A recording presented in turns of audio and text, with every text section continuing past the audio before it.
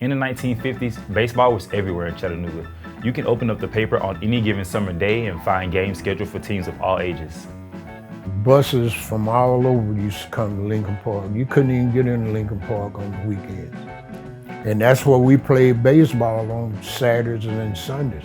The Chattanooga Stars, that's where we played at. Back there then, whites was just only playing against whites, and the blacks just played against the blacks.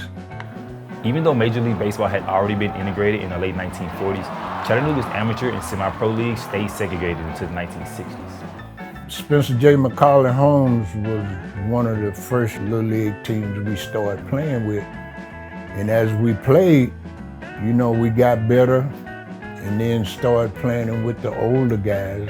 At Howard, I was playing with the school. While he was still in high school, he played for the semi-pro team, the Chattanooga Stars. White was described as a 17-year-old whiz by the Chattanooga Daily Times as he rose to local fame. It was so funny how when people start finding out that you're a good ball player, they want to come and see you.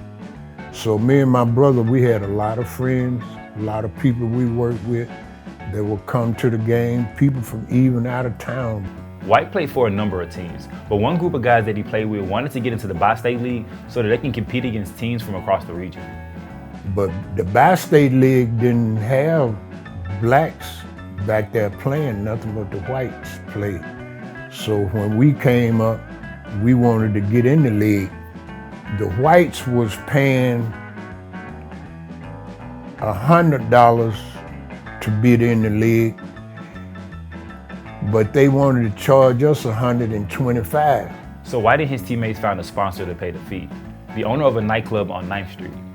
When we broke the barrier of white and black, man, it was amazing to see, you know, the black and the white teams get together and play with each other.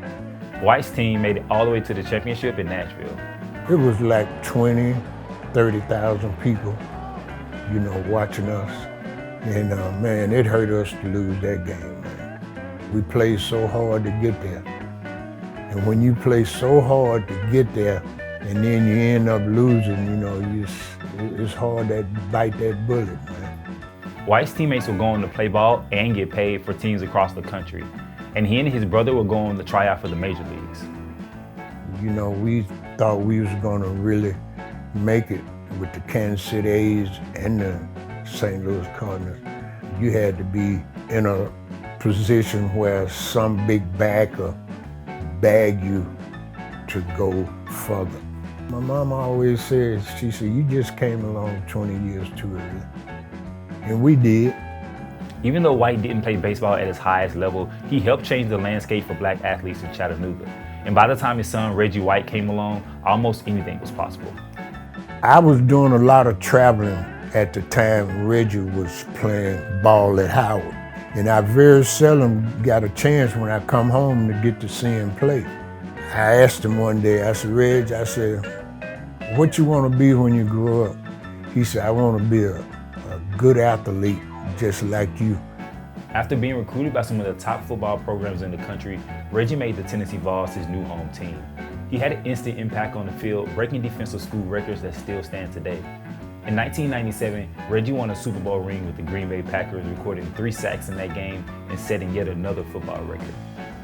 To see him end up being a great football player, man, it just made me smile, you know, and say, I made it. But it was a good athletic life for me, and I thank God for every bit of it. And then for my son to ask God for what he wanted and got it all.